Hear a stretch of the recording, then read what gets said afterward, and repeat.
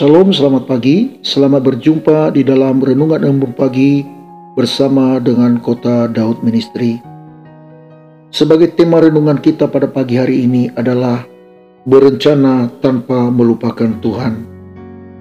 Renungan ini saya ambil di dalam kitab Yakobus pasal yang keempat dari ayat 13 sampai dengan ayat yang ke-17. Demikian firman Tuhan.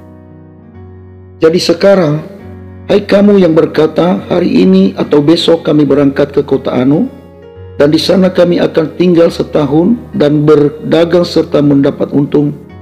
Sedang kamu tidak tahu apa yang akan terjadi besok. Apakah arti hidupmu?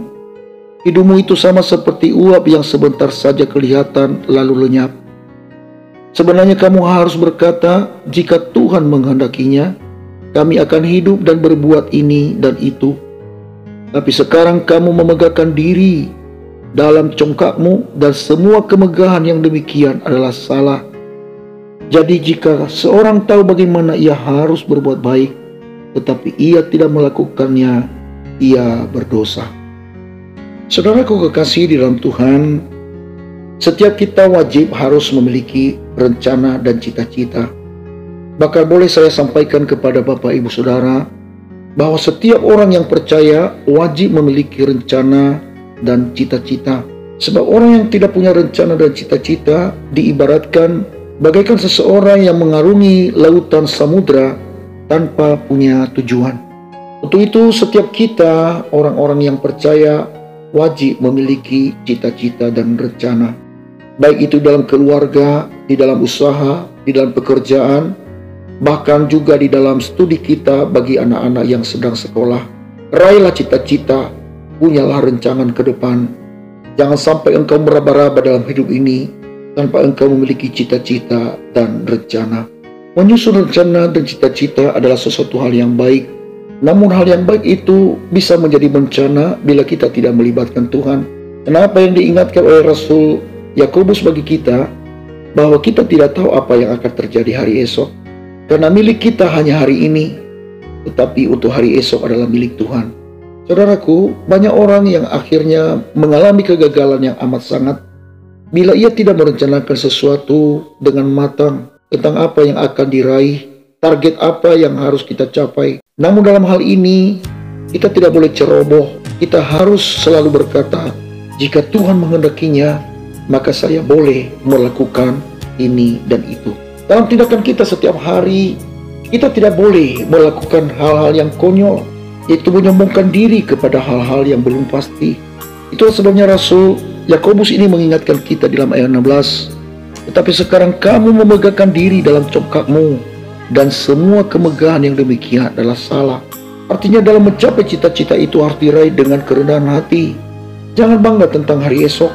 Dalam menerima berkat Tuhan harus diraih dengan kerendahan hati. Jangan banggakan kehebatan dan kemampuanmu, tetapi yang pasti engkau banggakan Tuhan yang boleh memimpin hidupmu dengan hikmat untuk meraih apa yang sedang engkau rencanakan. Mengapa engkau congkak terhadap apa yang engkau raih? Mengapa engkau congkak terhadap apa yang engkau cita-citakan?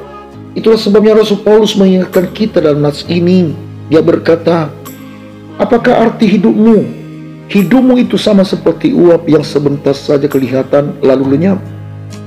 Saudaraku, kitab Yakobus ini mengingatkan kita betapa fananya hidup kita ini tanpa Tuhan. Betapa rapuhnya cita-cita tanpa melibatkan Tuhan.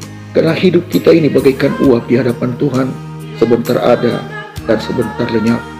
Saudaraku, setiap kita harus menyadari hal ini. Sebab kalau seseorang tidak sadar akan hal ini, dia akan menjadi sombong. Seolah-olah masa depannya ada di tangannya dan bukan di tangan Tuhan.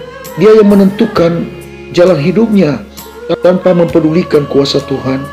Saya teringat dengan nyanyian yang lama. Dia berkata, tiap langkahku diatur oleh Tuhan dan tangan kasih-Nya menuntunku.